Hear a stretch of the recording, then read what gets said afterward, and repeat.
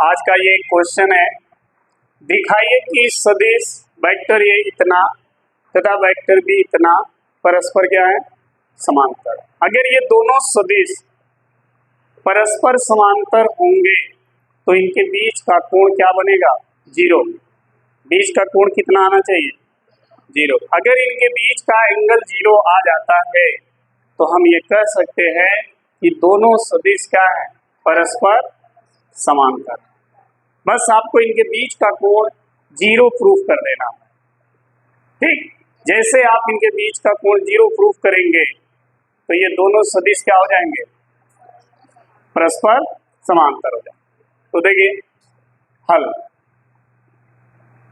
समझिएगा, ये जो कैप लिखा गया ना, आई कैप, जे कैप, के कैप, एक्स अक्ष, वाई अक्ष और जेड अक्ष, तीन अक्ष होता है। एक्स अक्ष के दिशा में एकांक सदिश जो माना गया है वो आई कैप है। वाई अक्ष के दिशा में जो एकांक सदिश है वो जे कैप है और जेड अक्ष के दिशा में एकांक सदिश के कैप है। और एकांक सदिश होता क्या है, वह सदिश जिसका परिमाण क्या हो, एक हो, उसे क्या कहते हैं, एकांक सदिश कहते हैं। ये सब सदिशों के प्रकार, वर्गीकरण सब कुछ करा दिया गया है। यहाँ पर आप देखिए वेक्टर ए दिया है और वेक्टर ए का मान कितना दिया है, 2i cap minus vector B दिया है -4 + 6 + 2 के। ये सदिश है, इन सदिशों का परिमाण निकाल लीजिए। इन सदिशों का क्या निकाल लीजिए, परिमाण। यानी वेक्टर ए का परिमाण क्या होता है, माड वेक्टर ए, ऐसे होता है। अगर किसी सदिश को दो समांतर रेखा के बीच में लिख देंगे तो उसको माड कहते हैं। माड का मतलब उसका परिमाण, परिमाण का मतलब उसमें दिशा ना हो, केवल उसका मान हो। इसी को आप क्या लिख सकते हैं, एक, ठीक। और इसका मान क्या होता है, तो देखिए कैसे परिमाण निकाला जाता है, वो चीज देखिएगा।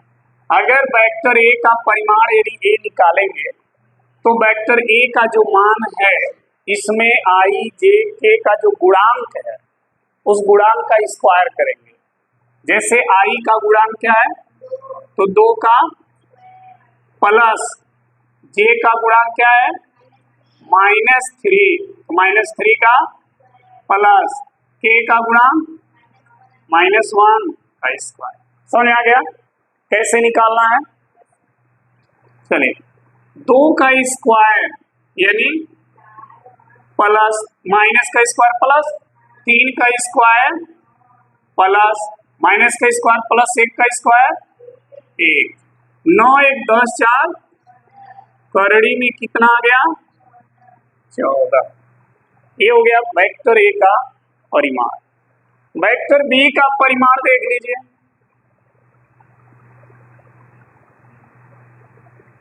इसको भी ऐसे ही निकालिए। वेक्टर बी के परिमाण में देखिए आई का गुणांक है माइनस का स्क्वायर प्लस 6 का प्लस 2 का, गुणा कर लीजिए 4 का स्क्वायर ये और ये 36 4 40 और 16 56, कितना हो गया वो 56 और 56 है, ठीक। अब देखिए इनको हम निकालेंगे, बीच का कोण जीरो अगर आएगा तो दोनों सदिश क्या हो जाएंगे, मतलब एक सदिश ये है वेक्टर ए ये और एक सदिश वेक्टर बी और ये दोनों समांतर यदि हैं तो इनके बीच कोण बनेगा ही नहीं, समझाया। तो अगर जीरो आ गया तो हम कह देंगे दोनों सदिश क्या है। कैसे जीरो आएगा, देखिए vector A dot vector B अगर आप निकालिए तो क्या लिखते हैं, ए बी कास थीटा, ये लिखते हैं। कास थीटा बराबर ए बी को इधर भेजेंगे तो vector A dot vector B बटा ये हो जाएगा।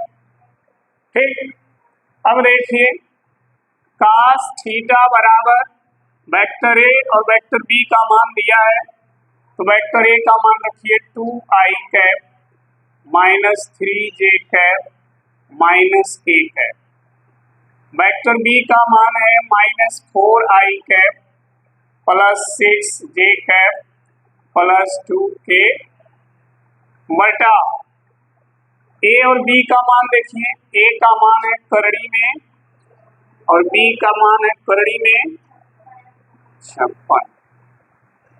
सही है, बहुत अच्छे बच्चे हो। कास थीटा बराबर, इसको गुणा करना है, चूंकि डॉट प्रोडक्ट है, बिंदु गुणन है, तो आपको पता है गुणा कैसे होता है, आई का आई में होगा, जे का जे वाले में होगा, के का दूसरे में नहीं करना। तो देखिए 2 का गुणा -4 में, -3 का गुणा 6 में, ठीक, और -1 का गुणा +2 में, सही है, बटा ठीक 14 और गुणे 56 दोनों को एक ब्रैकेट में कर दीजिए तो 14 गुणे ऐसे हो जाएगा।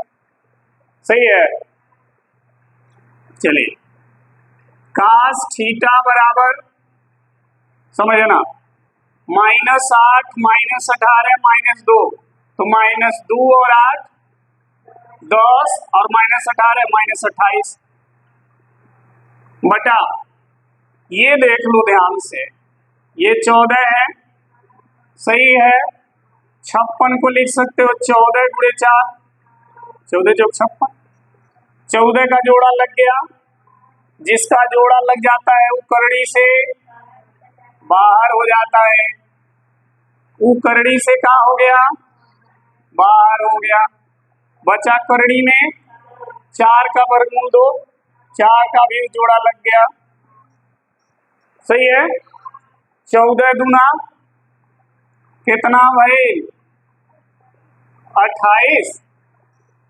28 से 28 तो कास थीटा कितना आए, और कास -1 कितने का मान है, गलत, कास 180, कास 180 का मान -1 होता है, 1 अगर आता तो 0 का होता। अब देखिए थीटा कितना आ गया, थीटा कितना आ गया 180। अच्छा आप समझिए यहाँ पर, देखिए अगर दोनों की दिशा सेम है तो थीटा क्या बना, और दोनों समांतर है, लेकिन अगर एक की दिशा इधर है और दूसरे की दिशा इधर है तो थीटा क्या बनेगा 180, थीटा कितना बनेगा, और अभी भी दोनों क्या है, तो अगर थीटा 0 आ गया या थीटा 180 आ गया तो दोनों सदिश क्या होंगे, समझ में आई बात। समांतर में ये नहीं होता है कि दिशा सेम हो तब भी समांतर है, दिशा विपरीत भी हो लेकिन दोनों के बीच की दूरी हर जगह क्या रहे, बराबर रहे, तभी तो समांतर है। तो चाहे 0 आए या 180 आए तो दोनों सदिश क्या लिखेंगे, समांतर, क्या लिखेंगे, अतः वेक्टर ए और वेक्टर बी परस्पर क्या है, समांतर है। समझ में आ गया, अगर 0 आता तब भी समांतर, 180 आएगा तब भी समांतर, इन्हीं दो कोणों पे समांतर होगा, इनके अलावा अगर कोई कोण आएगा तो समांतर नहीं होगा, ठीक है, तो नोट कर लीजिए। चलिए देखिए ये प्रश्न है आपके सामने, यदि वेक्टर ए का मान इतना वेक्टर बी का मान इतना है तो सिद्ध कीजिए vector A cross vector B बराबर minus vector B cross vector A. दोनों बराबर हैं लेकिन एक प्लस में और एक माइनस में, तो पहले जो दिया है उसको यहाँ लिख लें। वेक्टर ए का मान दिया है A X I cap A Y J cap A Z, vector B का मान दिया है B X I cap, B Y J cap, B Z A cap.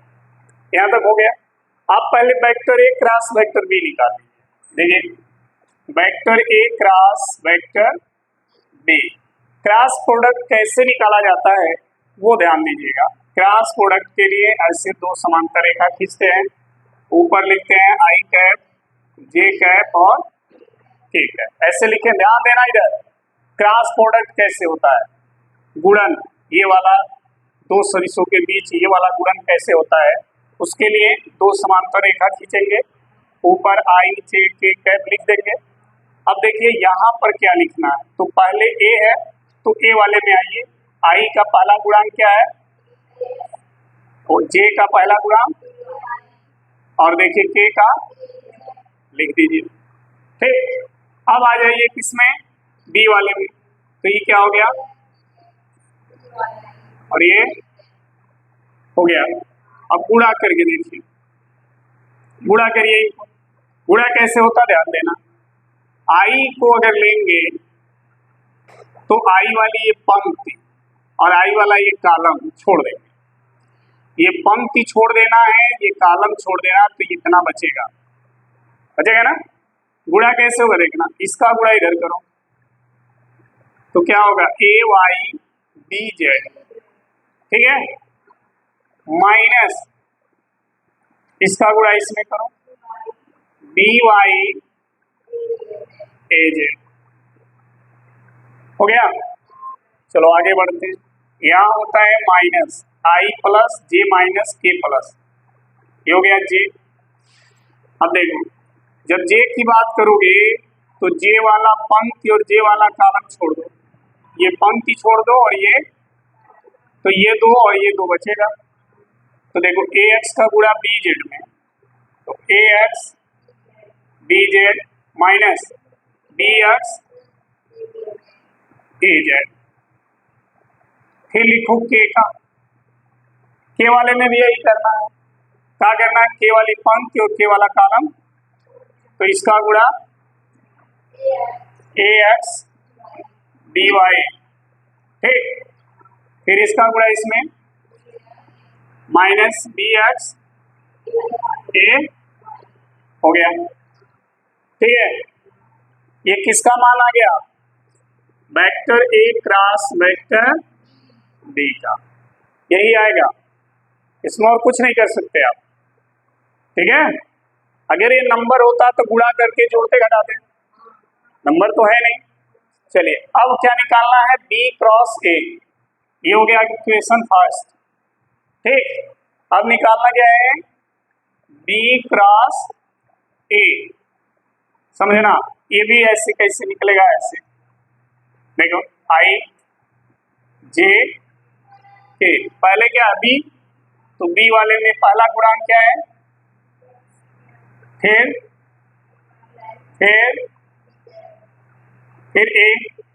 A x A Y A Z, गुणा करा जाए, देखो समझो आई वाला लिखना है तो आई वाली पंक्ति और आई वाला कॉलम छोड़ दो, तो इतना बचेगा, इसका गुणा इधर होता है ना, ऐसे ही होता है ना, देखो, ठीक है। तो ऐसे ही करना, वही सिस्टम यहाँ भी रहेगा,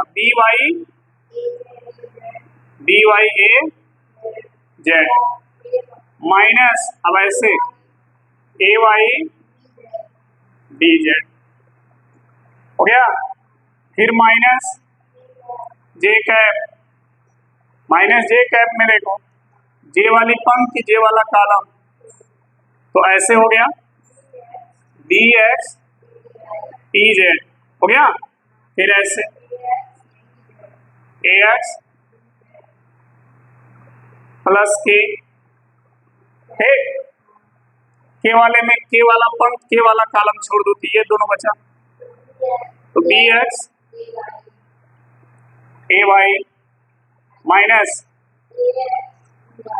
ए एक्स बी वाई, हो गया ना। अब देखो दोनों में अंतर दिख रहा होगा। देखो आई है, आई है, ये ए वाई बी जेड है, बी वाई ए जेड है, उल्टा है ना, है कि नहीं है? अच्छा समझो, अगर हम इसको सीधा लिखें, सीधा का मतलब समझो, इसको इस तरह अगर लिखें तो चिन्ह बदलना पड़ेगा।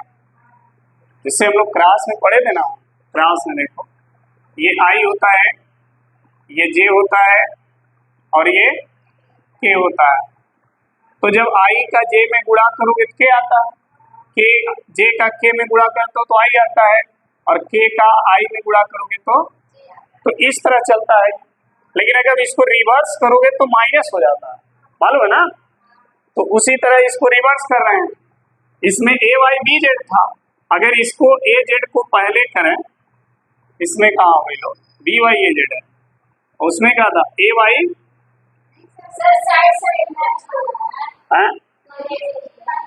देखो हाई वाला ना, इसको इधर कर दो, इसको इधर, है ना, तो माइनस कॉमन कर दो।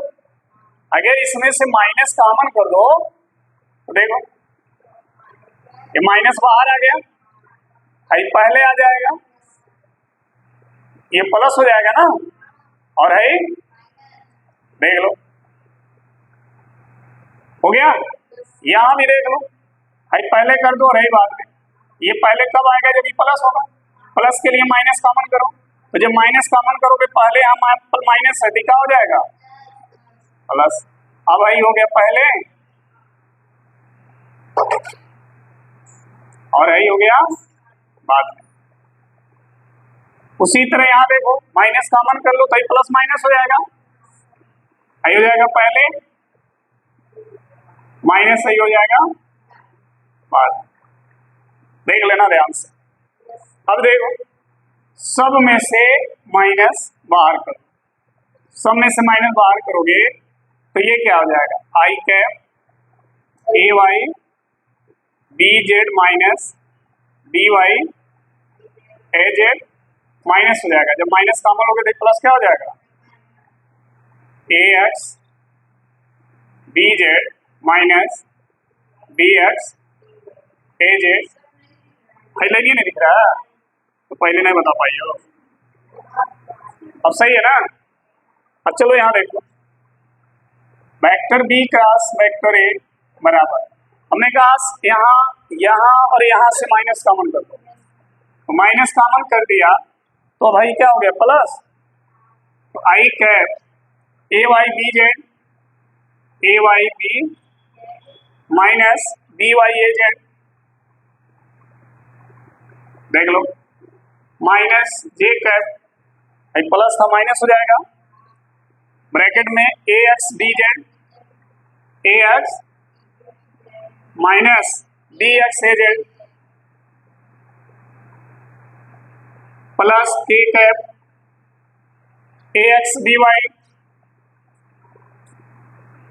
Minus B X A Y, हो गया, देख लो। अच्छा अब ध्यान देना, ये जो मान आया है, ये मान आया है, वो मान देखिए समीकरण 1 में है ना? इस पूरे का मान किसके बराबर है, एक क्रॉस, तो आप चाहें तो इसके जगह एक क्रॉस वेक्टर भी लिख सकते हैं, यहाँ लिख देंगे समीकरण x कौन है, ये माइनस है